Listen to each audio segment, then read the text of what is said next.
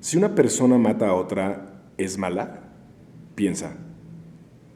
Algunos dirán que sí, otros dirán que no, y otros dirán depende. Te voy a proponer algunos escenarios que podrían ser confusos al momento de juzgar a una persona que mata a otra. Un conductor se desmaya mientras conduce. Su vehículo se sale de la calzada y atropella a otra persona, quitándole la vida. Un médico administra una inyección letal a un sentenciado a muerte. El sentenciado tiene 78 años y lleva 20 años arrepentido de su crimen y con buena conducta. Un piloto militar deja caer una bomba atómica sobre la población civil de un país en guerra, matando a 140,000 personas. Durante un ataque psicótico, un esquizofrénico mata a su terapeuta pensando que su terapeuta lo quiere matar a él. Un adolescente mata a su padrastro al intentar defender a su madre de una de las tantas golpizas que éste le propina a su esposa. Un padre de familia mata a un pederasta que violó a su hijo, ya que el agresor fue llevado a los tribunales, pero quedó impune. Un preso mata a otro preso en la cárcel para evitar que lo siga violando. Una fundación construye escuelas rurales para las familias de escasos recursos. Para hacer rendir el presupuesto y construir 30 escuelas en vez de 25, compran materiales de mediana calidad. Uno de los muros de esta escuela colapsa y 3 niños pierden la vida. 2 adolescentes, en un intento de broma pesada, le meten el pie a otro compañero para que se caiga. Al caer, este se pega en la cabeza y muere. Un laboratorio farmacéutico vende un medicamento que le provoca la muerte a 5 personas que padecían de un síndrome no clasificado. En todos estos casos hay personas que le provocan la muerte a otras. ¿Tú qué opinas? ¿Son malas? ¿Son buenas? Depende. En mi opinión, ninguna de estas personas ni es buena ni mala, y ofreceré mi argumento durante este podcast. ¿Hay gente buena y gente mala? ¿Existe el bien y el mal? Todos tenemos un diablito y un angelito. Estas cosas tienen que ver con tu conciencia, o eres una consecuencia del entorno donde creces y tu sistema de creencias y valores. De eso y más vamos a hablar hoy aquí. Gente mala versus gente buena. Quédate aquí con nosotros. Hoy es un episodio que es muy especial. Es la primera vez que nuestra iCabin sale del cónsul y viene a un despacho de abogados que se llama Jalife Caballero, y a quien vamos a entrevistar hoy es a Mauricio Jalife Daher, quien es doctor en Derecho, con quien vamos a tener esta conversación con grandes preguntas, grandes respuestas. Y este despacho es un despacho que, aunque no es de temas penales, sí es de asuntos de patentes y marcas. Bueno, y además, este lugar en el que estamos es como una sala de juntas muy grande, así es que seguramente van a escuchar un poquito de eco, pero creo que también tiene su ondita, ¿no? Estar como sacando nuestra iCabin a otros lugares es un plus que no pueden hacer las estaciones de radio y cosas así. Exacto, o sea, es misma gente, Fabio Alejo, Verónica Alcocer, diferente lugar, pero quédense aquí. Salimos del consultorio de Vero por primera vez, muchas gracias Vero, pero en esta ocasión vamos a viajar con nuestra iCabin a varios lugares, siempre y cuando nuestros invitados no puedan reunirse con nosotros en tu consultorio. Claro, y aparte recuerden de escribirnos, de ver nuestro podcast en Spotify, en Apple, en YouTube, en MP3. Nos pueden escribir temas que les interese, opinión, vamos a poner algunas lecturas. Fabio sigue muy escritor, escribiendo algunos artículos para que puedan ver estos espacios y puedan leerlo un poquito más. Haz una pausa, yoga para tus neuronas. Esto no termina. Entonces, porfa, no te despegues y que tu oreja, aunque a veces le pongas pausa, siga escuchándonos. Pues gracias por la invitación aquí a tu despacho, Mauricio. Mucho gusto. Y hoy vamos a hablar de un tema muy interesante, con mucha polémica, que se llama Gente Buena, Gente Mala. ¿Qué te parece ese título? Inviable. Inviable, me parece ficción. Ajá. Cuéntanos por qué.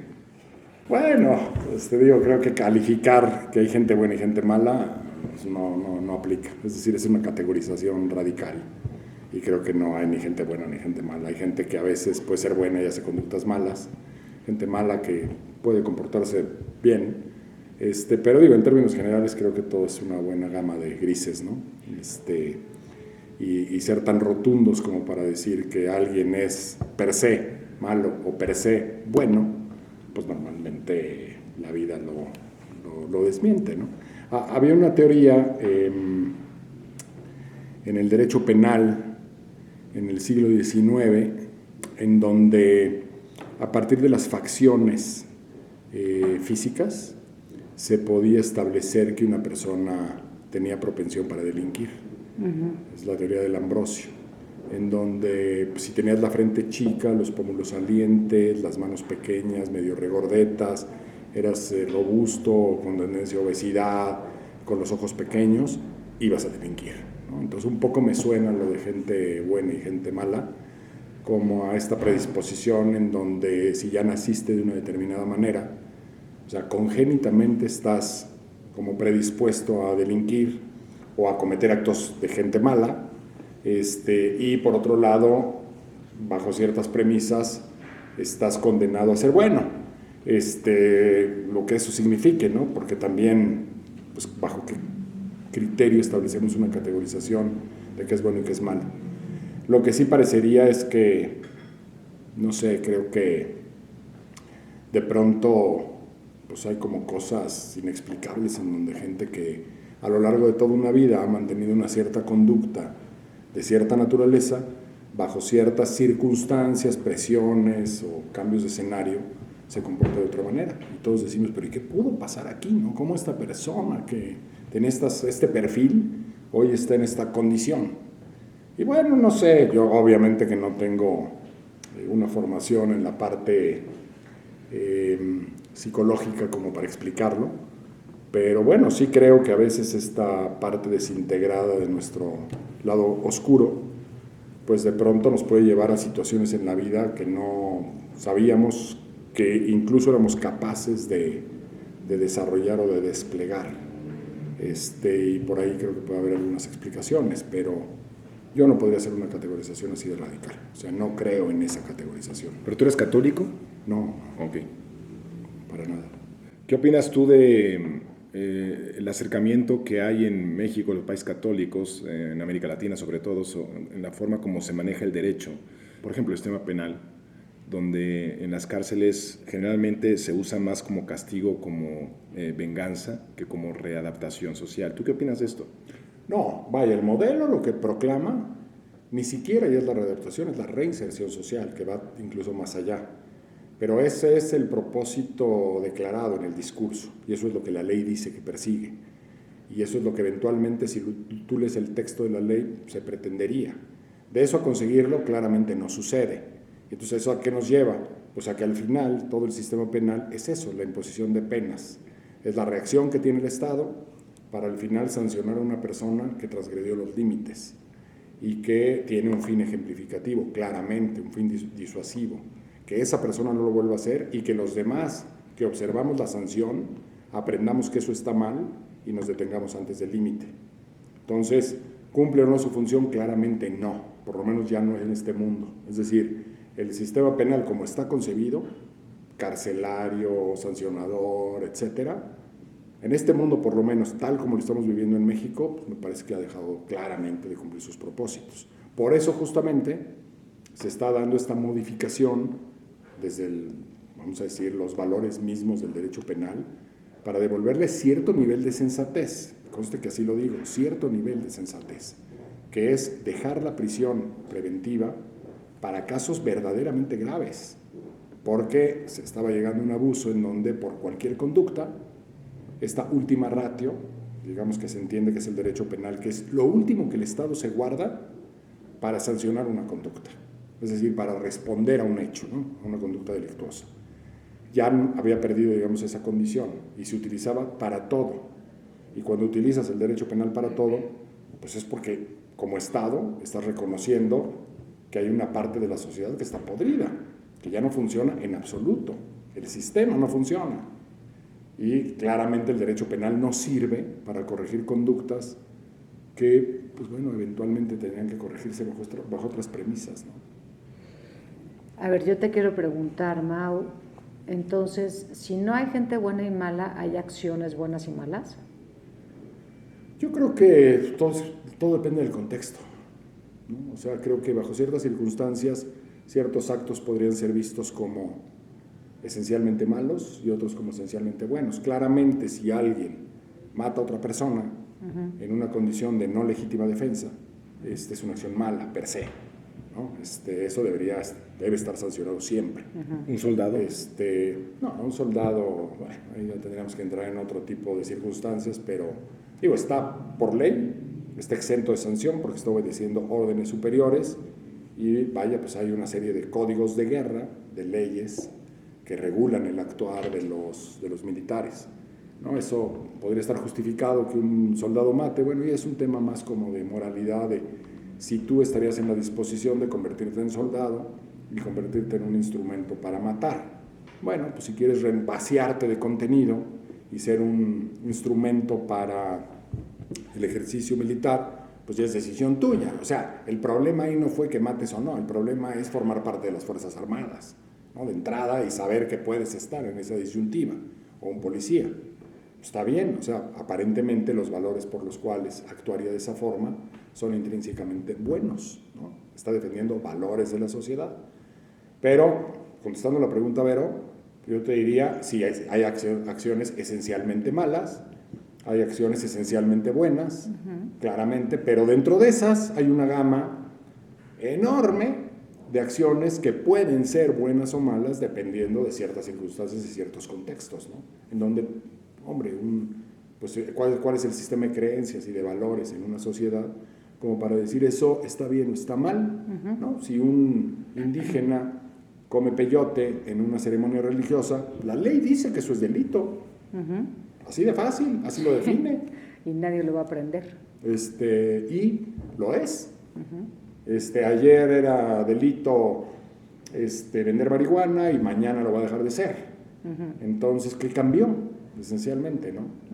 Y como eso, bueno, pues hay, no sé, yo creo que muchas cuestiones de contexto, en donde diría, si un niño nace en un cierto contexto, en donde los niveles de violencia son brutales, en donde la violencia es parte de su código de conducta, es parte de la defensa natural que se ejerce en todas las formas en ese ámbito. Cuando ese niño ejerza violencia, incluso para defenderse o para sobresalir o para vivir, debería tener la misma sanción que un niño que nació en un clima, digamos, en donde la violencia no está presente. Pues habría que verlo, ¿no? Habría que verlo. Eso es algo que en México vivimos todo el tiempo y todos los días, ¿no? Es decir, niños que desde que nacen ni nadie los ve, ni nadie los atiende, ni nadie los pela, y lo único que ven es violencia todo el tiempo, en todas sus formas, y donde el pandillerismo empieza a los 5 años o 6 años de edad, hasta los 18, y donde su única forma de pertenencia al grupo social es a través de mostrarse violentos. Entonces, como los narcotraficantes. Pues narcotraficantes. O sea, los hijos y los nietos de narcotraficantes van a ser narcotraficantes.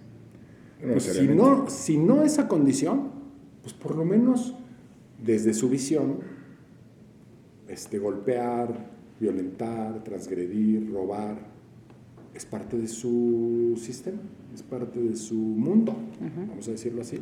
Entonces, ese niño podríamos decir es un niño malo, o simplemente en ese contexto obedece una serie de parámetros en donde ese es el mundo que le ha tocado vivir.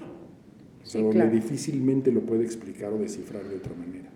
Sí, pero si yo soy la afectada, creo que mi primera respuesta sería sí, es muy malo. O sea, si algo me hicieron o le hicieron a alguien que yo quiero, me interesa, sí, por supuesto que sí diría. O sea, ¿quién mentiría si digo, no hay gente buena y mala? No, sí. O sea, en cosas muy personales que me han sucedido, puedo confesar, decir, qué barbaridad. Esta es una mala persona, esta es una buena persona. Bondad y maldad. Diablito y angelito, conciencia. O sea, me voy un poco más allá de, ¿cuál es esa conciencia? ¿Sí existe un diablito y un angelito? O sea, algo más allá que te está diciendo, actúa bien, actúa mal, vas a tener una consecuencia. O sea, ¿cómo crece esa conciencia en el ser humano? ¿Y qué tanto justificas a la gente, entre comillas, inconsciente? Lo que pasa es que parecería como que conciencia aquí tendría que significar tu capacidad de autoobservarte, ¿no? Sí. Y de analizar lo que estás haciendo. Exacto. Y hasta de autojuzgarte, por así decirlo. Y yo creo que de pronto, digamos, en estos niveles de violencia que nosotros no entendemos, porque nunca hemos vivido en un ambiente así, pues simplemente creo que, es decir, estamos como impedidos para entender ciertas conductas. Entonces, claramente, una persona que viene y te pone una pistola en la boca y te dice, dame todo lo que traigas, pues eso no puede ser un acto bueno en ninguna circunstancia. O sea, eso está terrible y es detestable. El único punto es, viendo los niveles de violencia que hay en México, en todos los órdenes y sentidos, en todas las zonas del país, o sea, ya prácticamente no hay un solo lugar en donde no haya niveles de violencia brutales. La pregunta es, ¿de veras todos los mexicanos somos así de malvados? O sea, ¿todos somos unos inconscientes? ¿O qué es lo que disparó que esas conductas sociales de pronto alcancen estos niveles? Sí. ¿No? Este tipo de expresiones, estas manifestaciones ya incontrolables de rechazo, de violencia, de desprecio. Estamos llegando a niveles insólitos. Yo creo, entonces, ¿qué pasó? ¿Qué se degradó en el camino? Yo creo, porque los estudios así lo muestran, que el hombre de 1500 era más violento que el hombre del año 2000. O sea, sí hay estadísticas y sí hay muchos casos de impunidad y además de normalización de la violencia en el siglo XV. Creo que los medios de comunicación también hacen una labor muy importante en la divulgación de la violencia y en el mantenimiento de esta. Porque cuando uno está constantemente compartiendo malas noticias, uno mismo se hostiliza y se desesperanza hacia el futuro. Ahora, en cuanto a lo que tú dices, Vero, sobre que si hay gente buena o mala, yo no estoy de acuerdo. Creo que hay una explicación mucho más profunda por qué una persona puede ser hostil, por qué las sociedades pueden ser o han sido hostiles. Creo que hay una explicación evolutiva de entrada, porque la explicación evolutiva tiene que ver con la necesidad que tiene el ser humano de permanecer en el mapa genético. Y estamos hablando de un clan contra otro. Y de que este clan quiere eliminar al otro y quiere fornicar a sus mujeres para tener descendencia de su ADN sobre otra especie, que es lo que hacen también algunos animales. Hay otra explicación que es la reactiva, que también ya la comentabas, que es una respuesta de autodefensa, vamos, una reacción al miedo, una reacción hacia la amenaza de alguien que está en peligro o alguien que está siendo constantemente amenazado por otra persona. Hay una explicación biológica a la conducta hostil. Y la conducta, la explicación biológica es que algunos seres humanos tenemos más receptores o funcionan de otra forma nuestros receptores de adrenalina. Por ejemplo, las catecolaminas, que son las hormonas y neurotransmisores del enojo. Hay gente que es más reactiva en este sentido biológicamente. También hay una explicación de trastornos clínicos. Hay gente que tiene un trastorno, como el trastorno de la personalidad antisocial, el trastorno limítrofe, de la persona limítrofe, el TDA, donde son personas con bajo control de impulsos, que si además tienen un mal aprendizaje, entonces puedes tener a un psicópata. El aprendizaje es, desde luego, muy importante, que es la negligencia en la educación. Son modelos neuróticos como los padres neuróticos, violentos, y en una sociedad que también se está neurotizando y es una sociedad con malos modelos, como la que estamos teniendo en México. Entonces los niños de hoy están aprendiendo y normalizando la violencia porque la están viendo en la sociedad y además esta violencia está siendo publicada y promocionada constantemente. Está también el tema de las experiencias, niños que han sido violados o que, como tú dijiste, Mauricio, viven en situaciones de hostilidad constante como un barrio bravo. Entonces eso, el aprendizaje genera también que sea un adulto hostil en un futuro. Hay una parte también de resentimiento social. Por ejemplo, las personas que vivieron en pobreza o que constantemente se sienten en desigualdad, que son testigos de la corrupción. Las personas con un resentimiento social las podemos ver como personas que atacan a cierto sector porque lo catalogan como fifí, como poderosos, como corruptos, y aquí vemos personas que pues hacen las pintas y rompen los cristales de un centro comercial porque están protestando. Eso es una forma de hostilidad. Y también está el estado de distopía, y esto es algo muy importante porque cuando se rompen las garantías individuales, es lo que yo veo, cuando hay un estado de guerra, un estado de desorden, de caos, las personas automáticamente sacan esta parte violenta de naturaleza y se meten a hacer rapiña en lugares de comida, de abastecimiento. La distopía es como las guerras, lo que pasa en las guerras, o en la película, por ejemplo, no sé si se acuerdan ustedes de esta película de Hunger Games, los Juegos del Hambre, donde no hay ningún tipo de garantía que te pueda decir tú estás a salvo. Es que ahí está la parte. Se supone que el contrato social lo que implica es que nosotros cedemos parte de nuestra libertad individual al Estado a cambio de seguridad.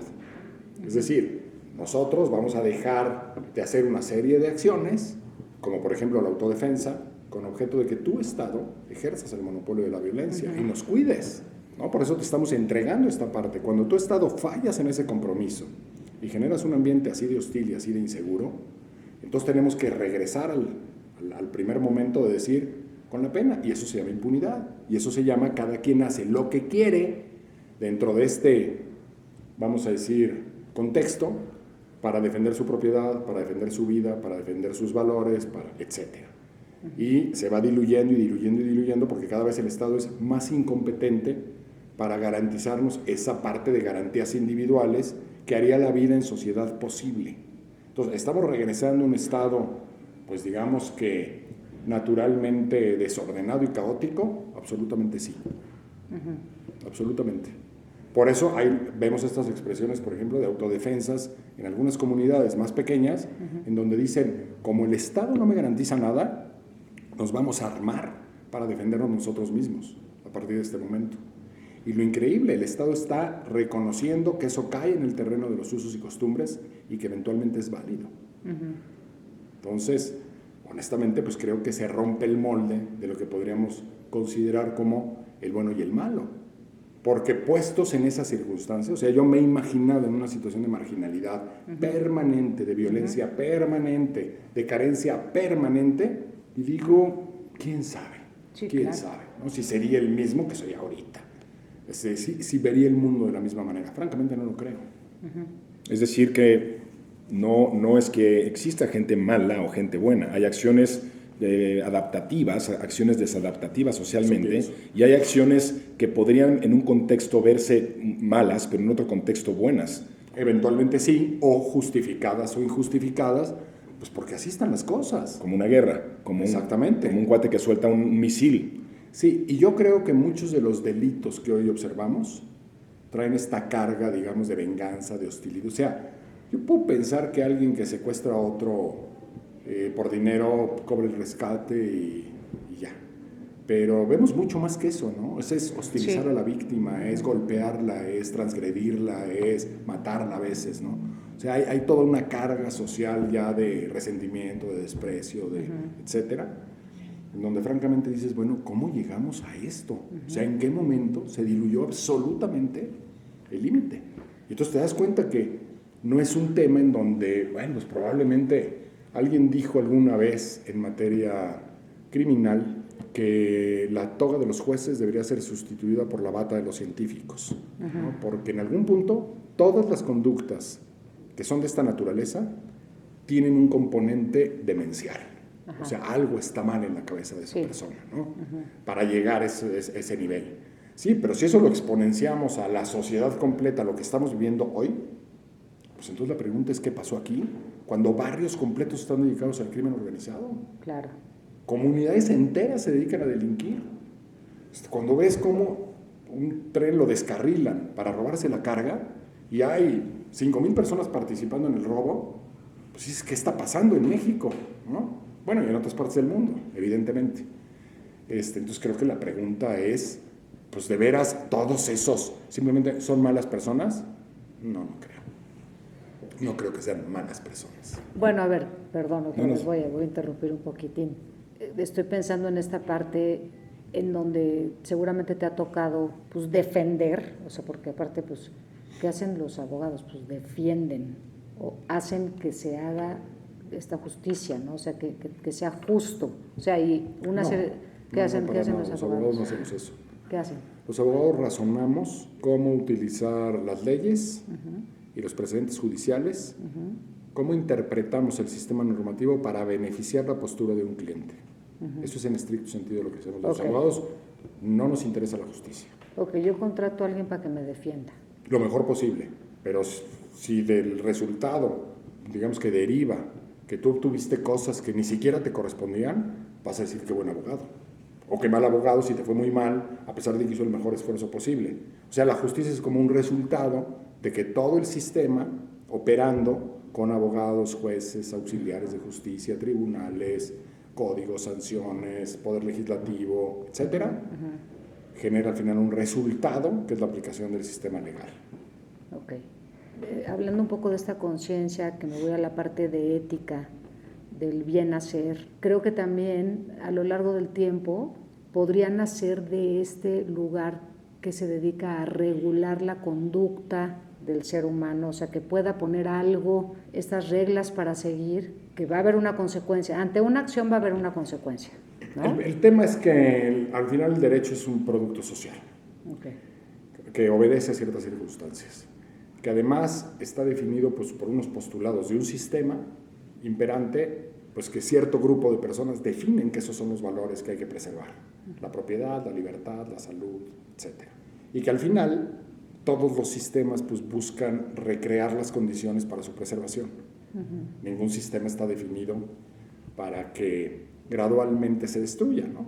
Todos tratan de mantenerse y de seguir hacia el futuro. Entonces, digamos que recrean una serie de condiciones y valores que son lo que definimos como sociedad como correcto y válido. Ese es el tema. Entonces, el punto es que de pronto, como que ya se pierde el sentido. O sea, como que ya decimos, bueno, de veras, todos esos principios así funcionan. O sea, seguimos con el mismo sistema jurídico de los romanos. Ajá. De hace todos estos siglos, sin que existan como cambios trascendentales o esenciales. O sea, la pregunta sería hacia dónde vamos como sociedad. Yo creo que tiene que ver mucho la educación. O sea, sí creo que hay sociedades que son más funcionales porque tuvieron otros modelos y otros aprendizajes. No es lo mismo moral que ética. La moral de entrada es una herencia de la religión judío-cristiana, donde juzgamos una acción, juzgamos a una persona y estamos ya acostumbrados y hemos normalizado el pensar que las personas pueden ser buenas o malas o que una acción las convierte enteramente en buenas o en malas. Esto lo digo porque así estamos funcionando. ¿Sí? Aunque ahorita podemos hablar racionalmente, podemos nosotros tener una conducta de castigo hacia otra persona, y la conducta de castigo es una conducta moralizada, no ética. La ética es una rehabilitación, readaptación, reinserción. Por ejemplo, se ha visto que en el sistema penitenciario de Estados Unidos la reincidencia es del 80% después de 5 años. Entonces las personas regresan después de 5 años a la cárcel en un 80%. En cambio, hay prisiones como en Noruega, donde la reincidencia después de 5 años de la liberación es del 20%. Y los policías o los gendarmes que cuidan a los reos en una cárcel de alta seguridad no llevan pistola, no llevan armas. Esto lo pueden ver ustedes en un documental de Michael Moore que se llama ¿Qué invadimos ahora? Lo pueden encontrar en Netflix. Es increíble ver cómo esto funciona en otros países, donde no ven el sistema penitenciario como un castigo, como una venganza, como lo hace Estados Unidos y también se hace en México, sino como una oportunidad para poder ver la parte humana de un ser humano y que se rehabilite no por castigo, o sea, no por reforzador negativo, que es como los mexicanos estamos nosotros educados, es por reforzadores negativos, es decir, generamos conductas para evitar sanciones, porque no fuimos educados para ver las consecuencias de nuestros actos. En cambio, en otros países es diferente, usan reforzadores positivos, premios, motivaciones para que las personas generen conductas, y es mucho más funcional socialmente hablando una sociedad que está motivada que una sociedad que vive con miedo. Por eso tenemos esta conducta automática, mentarle la madre a las personas en el tráfico solo porque se nos metió en nuestro carril y odiar a la gente que está en la cárcel. O sea, somos moralistas los latinos. Sí, pero la verdad es que sí, todo este entramado, digamos, de valores que eventualmente como sociedad tendríamos que preservar y que expresar que, por lo menos en eso estamos de acuerdo, pues honestamente ya se rompió. Es decir, están totalmente transgredidos y diluidos. Eso me parece. Es decir, como sociedad tendríamos casi que refundarnos, ¿no? Por lo menos en amplios colectivos, digamos, de México, en las grandes ciudades, tendríamos todos que ir a un plebiscito y decir, oigan, de veras como sociedad, ¿qué queremos? O sea, como para dónde nos estamos viendo, ¿qué estamos haciendo para revertir las cosas? Por ejemplo, algo que está empezando a pasar que ojalá sea suficientemente rápido, que está cambiando la manera en que los abogados vemos la construcción, digamos, de la justicia. ¿Qué papel tenemos en todo este asunto? Es que hemos tenido siempre una visión hostil y beligerante. Y hoy nos estamos moviendo en casi todos los campos hacia la mediación. Es impresionante el movimiento que está dando a nivel mundial hacia la mediación. O sea, lo que antes un abogado decía era, vamos a demandar y vamos a obtener esto y vamos a lograr esto, y te pasaba 5 años litigando en juicio y las personas estaban sin saber para dónde iban, y al final nadie ganaba y todo el mundo perdía y todo el mundo gastaba y no se lograba nada. Y hoy todos los sistemas apuntan y la educación de los abogados apunta a que nos sentemos en una mesa y discutamos las alternativas, y un mediador entrenado para eso nos ayude a buscar soluciones, en donde justamente lo que se busca no es la justicia, sino la paz. Okay. Lo que se busca es que las personas se reconozcan, las personas hablen, y es milagroso que en una cita, a veces, o en 2 citas de media hora, se resuelven litigios que tienen 8 y 10 y 12 años, en cuanto las personas son capaces de sentarse juntas. ¿No? Es como milagroso. Sí. Entonces, esto es lo que creo, que de pronto, cuando ves estos comportamientos, dices, pero este era el tipo que estaba enojado, que insultaba, que decía que la esposa era una tal por cual, que le iba a matar, etcétera. Y ahorita es un tipo sentado llorando, sí, sobrecogido por la situación, arrepentido inclusive de haber sido así de hostil, porque pues, en su mundo creó toda esta ilusión de la venganza y de etcétera, y que de repente todo eso se derrumba y tiene que reconocer al otro y reconocer que todo es un malentendido, vamos a decir, o sea, que escaló la violencia hasta esos niveles, ¿no? Claro. El tema, yo creo que un poco pasa por ahí. Si como sociedad en este momento no empezamos a tratar de recomponer las cosas y reconocer que nos equivocamos, que nos fuimos por el lado incorrecto, pues a través de actos de solidaridad, qué sé yo, es decir, de veras estamos, pero muy fregados, en el sentido de que todo está descompuesto. O sea, sí, podemos ver un tipo en la calle tirado, probablemente agonizando, y decimos, este borracho, este tipo aquí, qué feo, qué mal aspecto le da a nuestra colonia, ¿no? Sí, sí. Y nadie se acerca a ver qué le pasa. Entonces, híjole, no sé, creo que mucho es el contexto, o sea, mucho es lo que impera en la sociedad, o sea, creo que nos afecta más de lo que pensamos. El famoso, mediar.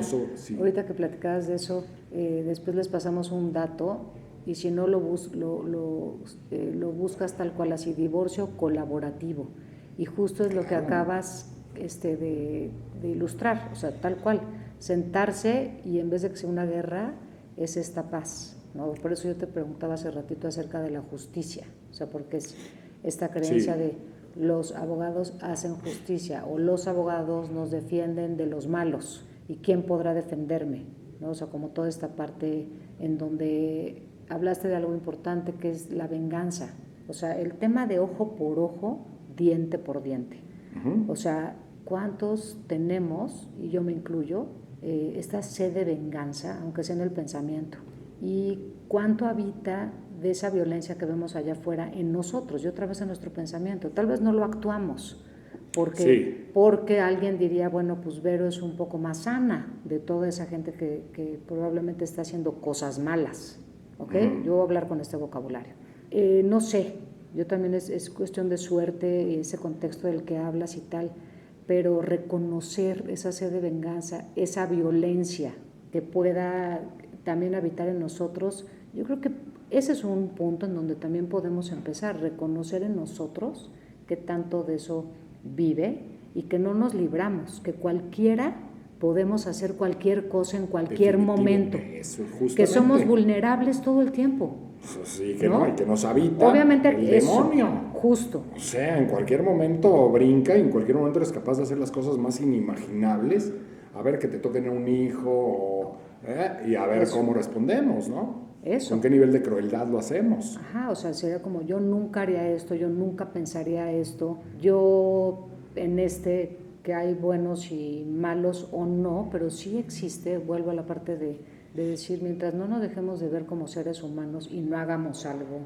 Te tengo que preguntar acerca del 9 de marzo de las mujeres, si te hace un acto solidario, que 100%, no haya mujeres en la calle. 100%, todo lo que se pueda hacer para expresar, pues vamos a decir que el desencanto, el enojo y el maltrato de que son víctimas las mujeres, me parece que hay que respaldarlo en todas las formas posibles, sin duda. Okay. Y además me parece que la idea es excelente. Sí. Sí, Bueno, si yo- puedes dar el Muy contexto buena para las manera. personas que están en otros países. Sí, claro. En México estamos pasando por una situación fuerte que consideramos pues triste, muy triste, y sobre todo lo detona el caso de una niñita que se llama Fátima, que fue secuestrada, violentada y para al final matarla y descuartizarla. Y a raíz de todo esto y otros casos, Sí, el de Ingrid. ajá, el de Ingrid también, por primera vez creo que se hace un paro a nivel nacional en donde lo que se propone es que las mujeres no estén en la calle, no hagan ninguna actividad para que se obtenga pues, esta conciencia de qué hace México sin las mujeres. Es una especie como de invisibilidad para darle visibilidad a las mujeres, ¿no? Exactamente. Entonces, bueno, más o menos así, ¿no? Ese ¿Quieres es el añadir contexto. algo, Fabio? No, de ese tema nada. Lo que yo quiero regresar un poquito es al tema del sistema penitenciario, el sistema legal, el derecho en México en cuanto a el litigio de personas que hacen o cometen actos ilícitos de cualquier tipo, porque pareciera que en esto que tú nos comentas, Mauricio, en esta subjetividad de las acciones, lo complicado que es usar la ley, porque la ley y las leyes y las reglamentaciones creo que se construyeron, son constructos del hombre, del ser humano, no existe la justicia. El hombre creo que es violento por naturaleza en un estado de distopía y en un estado de clanes. Cuando un clan deshumaniza al otro, como Hitler deshumanizó a los judíos, cuando un clan deshumaniza al otro, les retira la empatía, y cuando les retiras la empatía los puedes matar como le retiras la empatía a un cerdo para comértelo. Entonces, la ley lo que hace es que sea convivible la vida entre los seres humanos, pero hay hoyos negros que se tragan a las prisiones a personas inocentes, o hoyos negros que escupen a la sociedad a personas culpables. ¿Tú crees que las leyes, o tú crees que existe mucha subjetividad en las leyes mexicanas?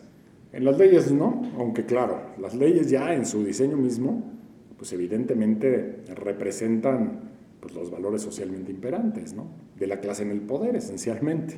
Entonces, claro que son leyes que a veces, desde el texto mismo, pues sancionan una serie de conductas y una serie de supuestos en donde ya están implícitos ciertas visiones, ¿no? Pero bueno, más allá de eso, en la parte penal, pues la subjetividad está también imperante, claro, en el aparato mismo de justicia, claramente. O sea, cuando tú dices, el otro día lo leí en un chat en el que estoy de la colonia, en donde prevenían porque ciertas personas están haciéndose pasar por encuestadores del INEGI, y entonces decían, hay que tener muchísimo cuidado porque dicen que son del INEGI y no son, y te roban, ¿no? Aprovechan para meterse a tu casa.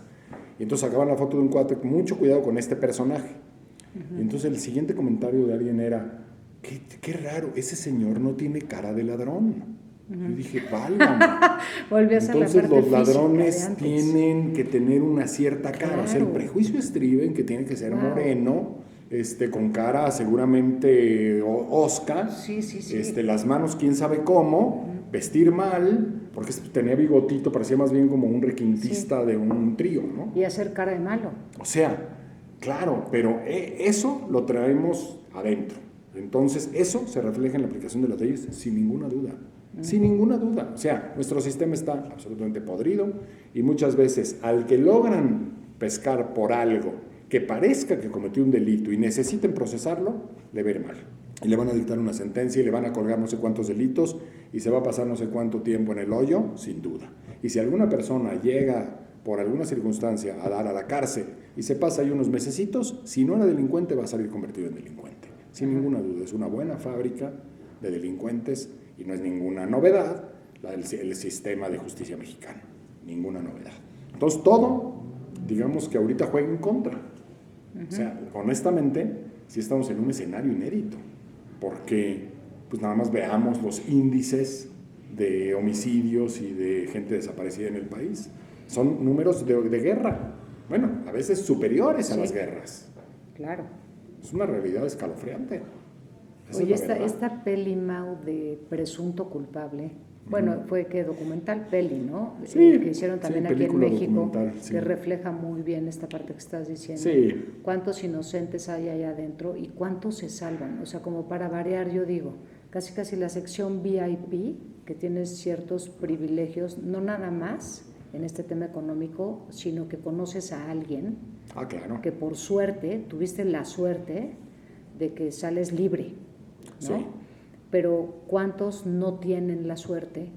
¿O cuánta gente no le toca hombre. estar en las secciones No, les podría platicar, VIP? les podría platicar unos casos escalofriantes de pseudoaplicación de la ley en México que verdaderamente son grotescos, de una falta ya de sensibilidad por la vida de una persona, en el sentido de poder emitir condenas de 30 y 20 años de cárcel a chavos de 18, de 20 años, con un nivel tal de subjetividad increíble.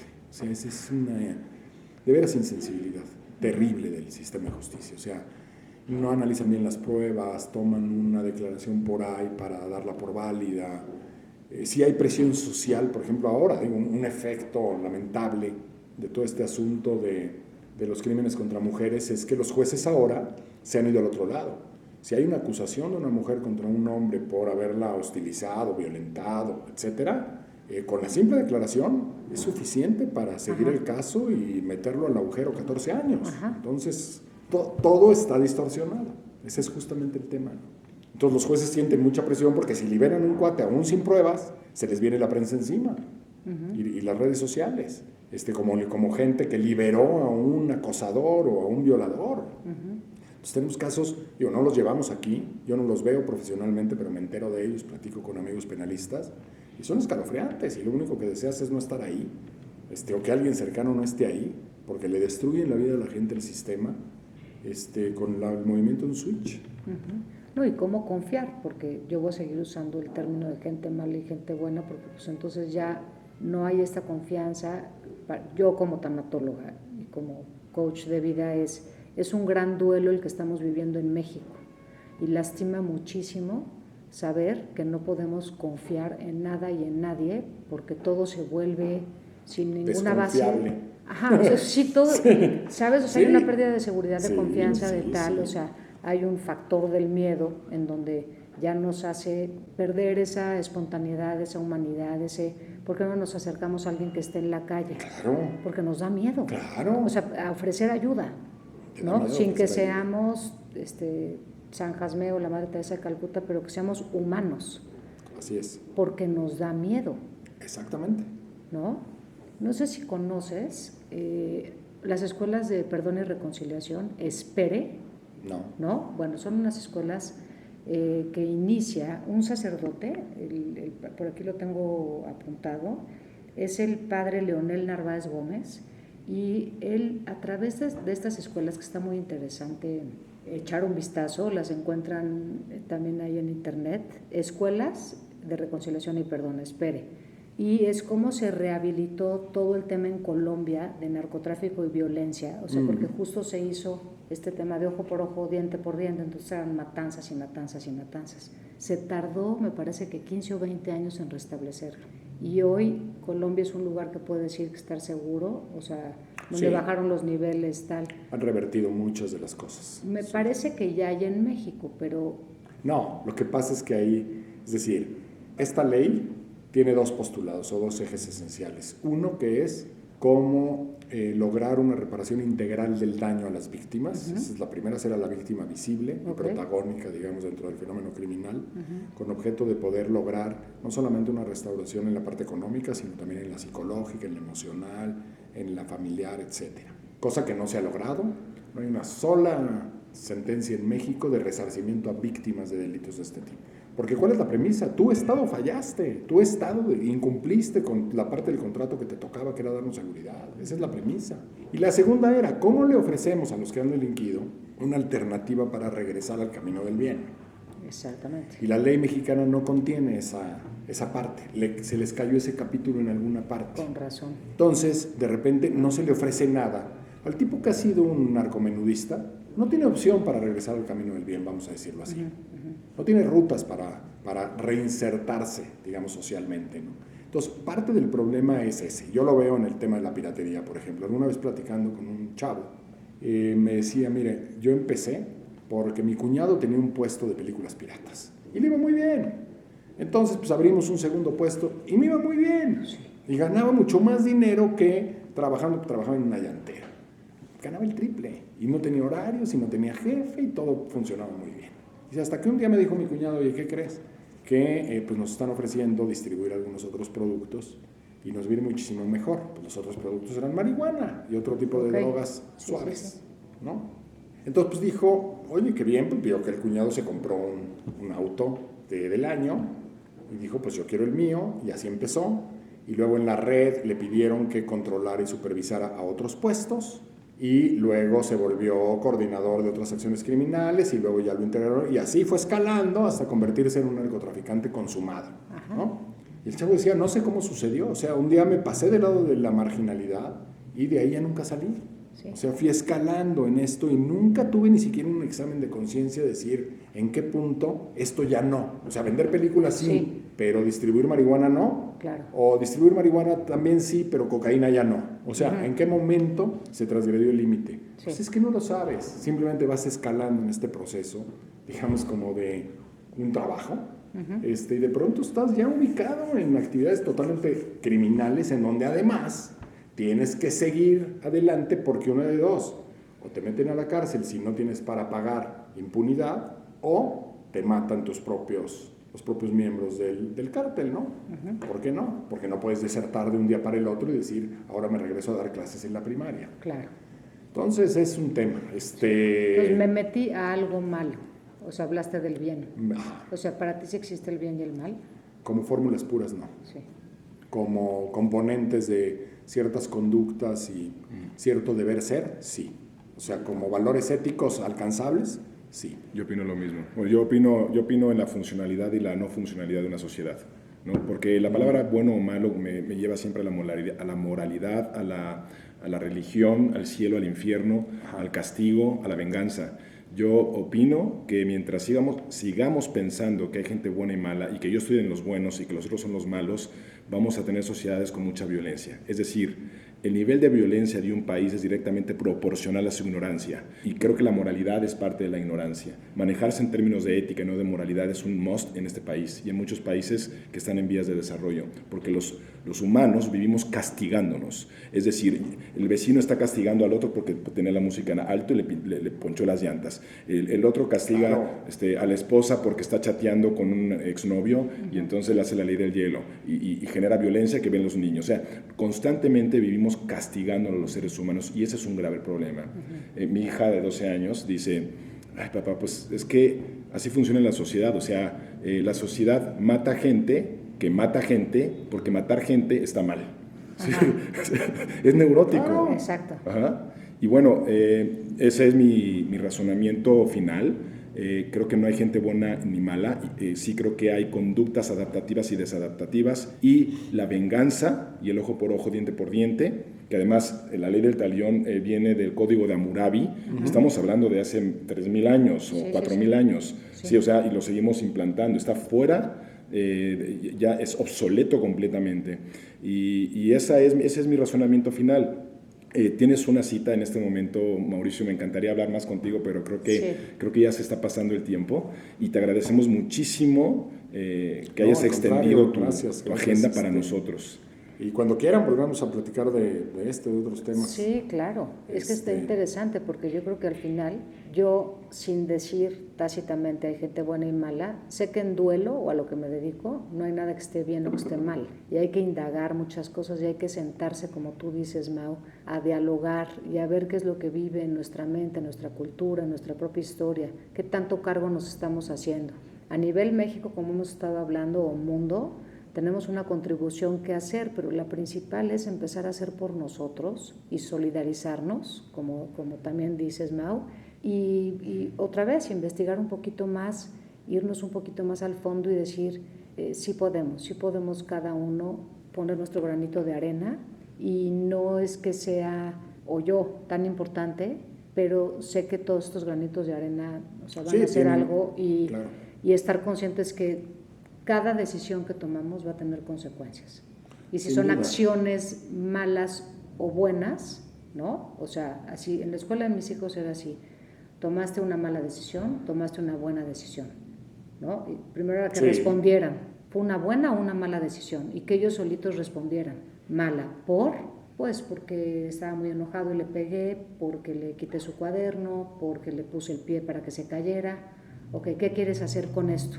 Es la reflexión, ¿no? ¿Cómo quieres resarcir? ¿Cómo se te va a quitar la vergüenza de lo que hiciste? Porque después hay tanta vergüenza que ya no quieres, ya no sabes ni cómo reparar el daño. Sí, lo que quieres es salir corriendo, ¿no? Esencialmente, pero sí, claro que sí. El tema nada más, digamos, para terminar mis pensamientos en esto, es que parecería que el duelo en México lamentablemente no puede terminar porque todos los días tenemos motivos de duelo. Entonces, digamos que resarcir las heridas está complicado. Yo me pongo en la posición de alguien que no encuentra un ser querido, un hijo, un hermano. Dices, pues la vida perdió sentido. Sí, O sea, ¿para dónde me muevo? ¿Qué más hago? ¿No? ¿Cómo le hago? claro. ¿No? Entonces, ¿Cómo recupero ese sentido? ¿Cómo recupero la confianza en mi país? ¿cómo cerramos esa herida? Exacto. O sea, y volvemos a empezar, porque si fuera un duelo en donde ya perdiste algo y hay que trabajar en superarlo, pues adelante. Pero el problema es que perdiste algo y lo sigues perdiendo y lo sigues perdiendo. Sí. ¿Hay alguna lectura, Mau, alguna peli, algún escrito, algo que nos quisieras recomendar, algo que te ha Sí. ayudado a ti en tu vida personal, profesional? Sí, pero bueno, claro, desde luego cualquier cosa de Foucault, Ajá. creo que vale la pena porque creo que hace una interpretación de Crimen y Castigo mejor que Dostoyevsky. Ajá. Yo creo que es uno de los que mejor explican, digamos, este tema. Y claro, y les recomiendo mucho la película Parásitos, porque explica muy Qué bien, bárbaro. creo, cómo los roles sociales te llevan a ciertas conductas en donde desempeñas el rol. Sí. Y cómo vas anidando, digamos que la semilla de ciertas expresiones que de pronto cuando encuentran el ambiente correcto se manifiestan y ni siquiera tú sabías que estabas habitado por ellas. Sí, yo creo que eso va a Entonces, ilustrar. es una Te gran vamos a volver a película por invitar eso. nada más para que hablemos de Parásitos. Órale, pero ¿Ok? feliz. Parásitos es una película que salió en el año 2019, Sí, es del año pasado, en el 2019, y se nominó a los Oscars en el 2020 y ganó. y ganó. Entonces, bueno, en México se llama Parásitos, en otros países no sé cómo se llama, pero es Parasite. coreana. Parasites. Gracias, Mau. Sí, no, gracias, gracias, al Fabio contrario. y Artur, querido. Si necesitas cualquier cosa o tienes cualquier duda con respecto a la actividad del doctor Mauricio Jalife, a quien entrevistamos en este podcast, porfa visita el sitio oficial jcip.mx, J de Julieta, C de Casa y de Iglesia, P de Pablo.mx. Y en el próximo podcast vamos a tocar un tema muy importante, además muy actual. Este tema es violencia versus conciencia. Estate pendiente.